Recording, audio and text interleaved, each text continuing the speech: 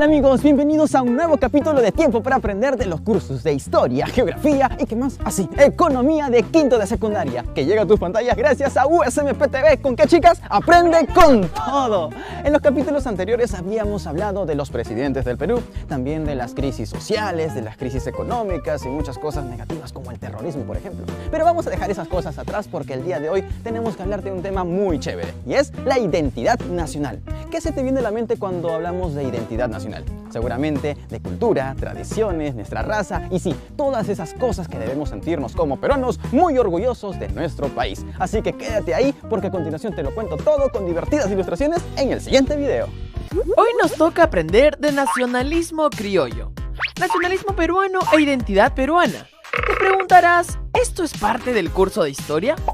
Por supuesto que sí, pues querido amigo o amiga, debes saber que la historia no solamente es aprender de personajes, fechas o acontecimientos del pasado, sino para reflexionar en las lecciones que nos deja bien para imitarlas o para no repetirlas. Por eso, comencemos de una vez haciendo un viaje al pasado. Vayamos hasta el Imperio Inca en el siglo XII. Era una civilización organizada, con jóvenes trabajando y prosperidad. Los incas construyeron la ciudadela de Machu Picchu, por cierto, una de las maravillas del mundo. Además, los incas construyeron importantes caminos, tambos y hasta puentes colgantes.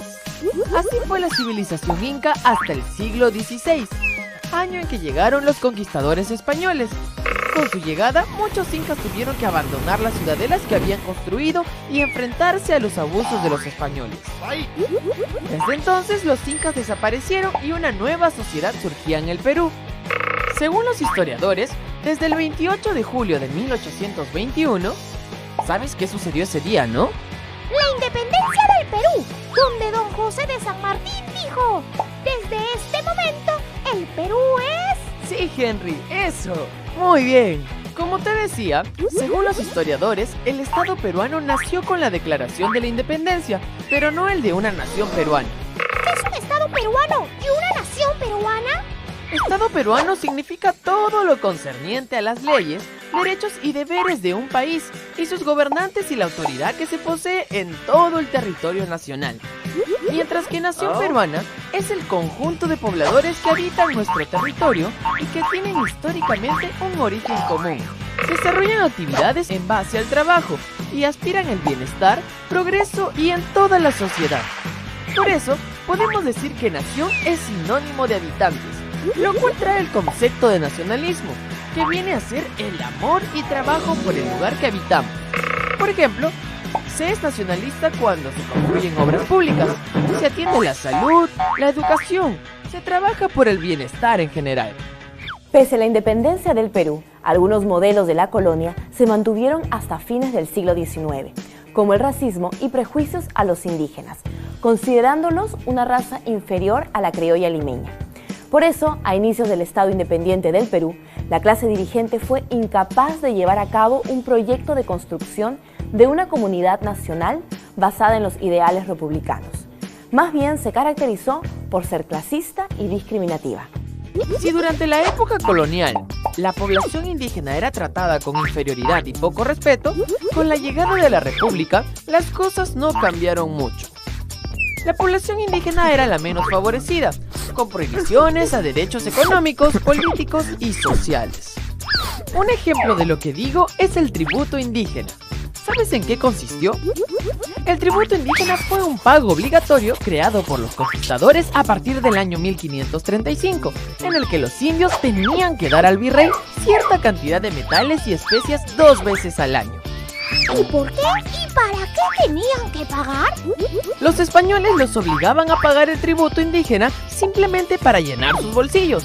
Aunque bueno, la excusa no era esta, sino para pagar a los curas que enseñaban el catolicismo, para construir iglesias, pero la gran mayoría del tributo indígena era para los intereses particulares. Pero en 1856, Ramón Castilla cancela la esclavitud negra y el tributo indígena para siempre. Nacionalismo peruano. Uno de los sucesos más importantes que marcaron la formación de la nación peruana fue la Guerra del Pacífico, entre los años 1879 a 1883. Primero recordemos el significado de nacionalismo peruano. Es el sentimiento de unidad política y cultural entre las personas que viven dentro de un territorio. Durante este conflicto con Chile, los ciudadanos peruanos, hombres y mujeres de todas las edades, se unieron voluntariamente para apoyar la soberanía de nuestro territorio.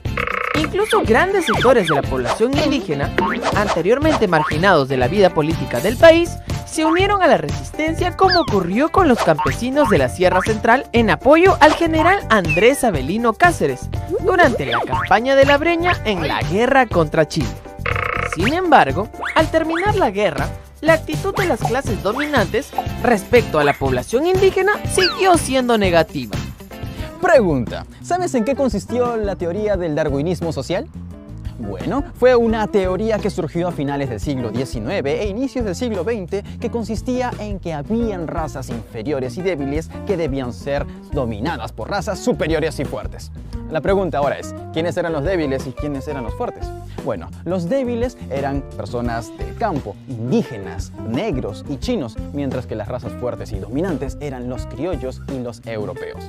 Yo creo que el darwinismo social, más que una teoría equivocada, era una teoría vergonzosa y ridícula que lo único que quería era dominar, maltratar, humillar a las personas. Felizmente eso ahora es historia.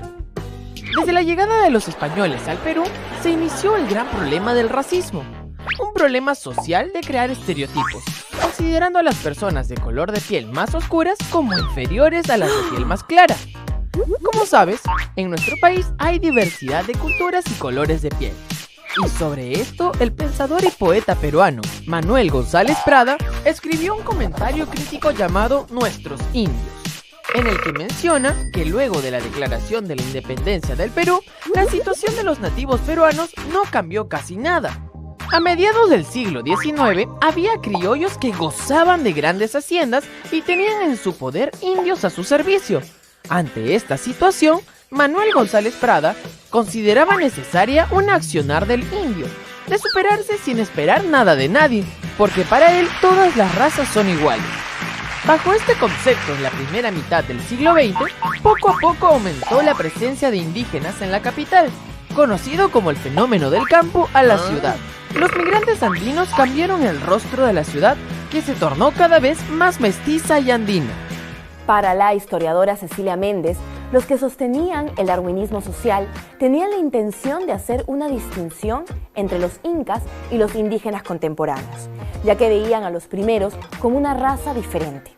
Por su parte, el intelectual y diplomático peruano Francisco García Calderón Rey concluyó que los indígenas contemporáneos eran una degeneración de la raza inca. García Calderón creía que eran inferiores debido a los efectos de la conquista española y al servilismo al que estaban sometidos. ¿Puedes creer que la élite criolla, o dicho de otra forma, para la people pituca de Lima del siglo XIX, la construcción de la identidad peruana debía basarse sobre la eliminación indígena? Desde la colonia y la república, Lima se había vuelto una ciudad moderna, la más moderna del Perú. Era la ciudad de las oportunidades, pero se presentaba una realidad muy incómoda. Había personas que poseían muchas tierras, y no solo en Lima, sino en todo el Perú. ¿Pero qué hay de malo que las personas tengan muchas tierras? Estoy de acuerdo, Henry, contigo. No hay nada de malo. Resulta que en la época colonial, muchos europeos se adueñaron de tierras aquí y por allá. Esas tierras pasaron de padres a hijos sucesivamente durante años. Pero en el año 1968, con la entrada del militar Juan Velasco Alvarado, ordenó la famosa reforma agraria. Esta reforma consistió en destruir el sistema de haciendas, sobre todo en la sierra del país. Y estas tierras terminan repartiéndose a los campesinos para que trabajen en sus terrenos. Esta medida de Juan Velasco Alvarado permitió que el Estado se preocupara por las comunidades nativas de la sierra y selva del país, integrándolas en los nuevos proyectos de inversión, educación y de salud. Integrando, respetando y valorando los derechos de los peruanos es que se puede crear identidad peruana. Sentirnos orgullosos de nuestra historia y cultura ancestral y de una tierra privilegiada en biodiversidad. Ahora es tu turno. ¿Qué fue el darwinismo social? Teoría social que menciona la existencia de una raza superior. Descripción de la sociedad peruana del siglo XIX. Explicación de la crisis social después de la colonia en el Perú. Muy bien. El darwinismo social fue una teoría propuesta a fines del siglo XIX que mencionaba la existencia de una raza superior, la europea, y otra inferior conformada por negros, chinos e indígenas. ¿Qué es el nacionalismo? Sentimiento de pertenencia y trabajo por el país de origen. Defensa del territorio nacional ante amenazas extranjeras. Ideología política para crear leyes que beneficien a los peruanos. Así es. El nacionalismo es el sentimiento de pertenencia y esfuerzo o trabajo por el país de origen. Es un sentimiento de desarrollo colectivo en busca del bienestar. ¿Qué presidente abolió el tributo indígena? Francisco García Calderón, Ramón Castilla, Manuel González Prada. ¡Claro que sí! Ramón Castilla abolió la esclavitud de los esclavos negros y el tributo indígena en el año 1856. Hoy aprendimos que desde el inicio de la colonia en el Perú, en el siglo XVI, los nativos indígenas fueron desplazados a realizar trabajos forzados en los campos y en las minas. Posteriormente, se les obligó a pagar a los conquistadores el tributo indígena, que consistía en metales y especies. El tributo indígena se empleaba para pagar a los curas que predicaban el catolicismo, construir iglesias y para los intereses de las autoridades en la época colonial. Finalmente, este tributo fue abolido por Ramón Castilla en el año 1856.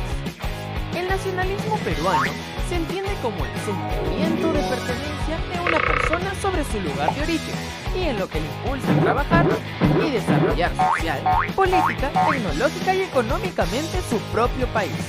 El nacionalismo peruano tuvo un momento más trascendental durante la Guerra del Pacífico, donde muchos ciudadanos de distintas clases sociales y procedencias se unieron voluntariamente a defender la patria. La migración del campo a la ciudad y la reforma agraria fueron algunos eventos ocurridos a mediados del siglo XX, generándose mayor diversidad cultural en las principales ciudades del país.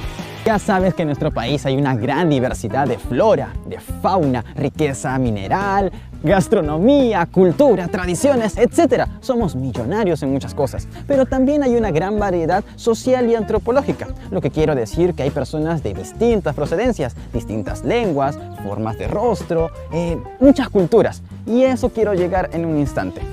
Te darás cuenta que en nuestro país a veces se trata a las personas bien o mal, mejor o peor, según su color de piel, según su apellido, su procedencia.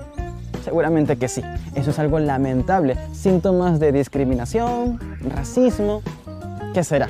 Pero tenemos que recordar todos de que en nuestro país todos debemos sentirnos orgullosos de ser peruanos. Todos somos iguales y necesitamos el respeto y la tolerancia. Y sobre todo, debería importarnos los valores y la inteligencia que cada uno de nosotros aportemos desde nuestro colegio, nuestros orígenes. Así que trata a los demás como te gustaría que te traten a ti también. No lo olvides.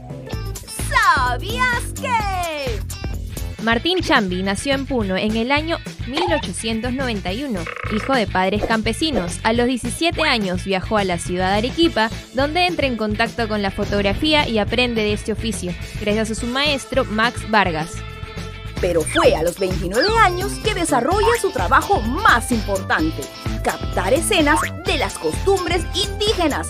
De esta manera, Chambi se especializó en hacer retratos donde destaca la diversidad biológica y étnica de los diversos pueblos del Perú, por medio de innumerables fotografías.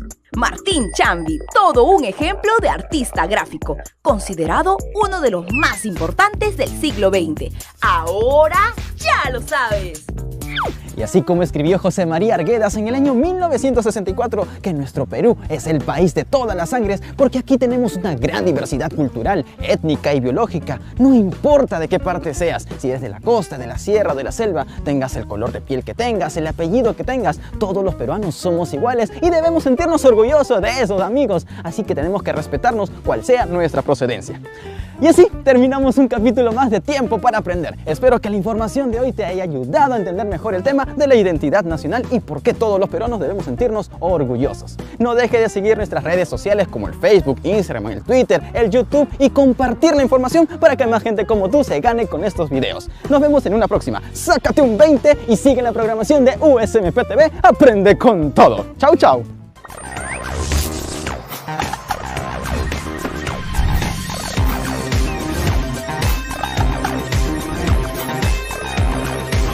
En el próximo programa aprenderemos sobre la discriminación en el Perú. No te lo pierdas.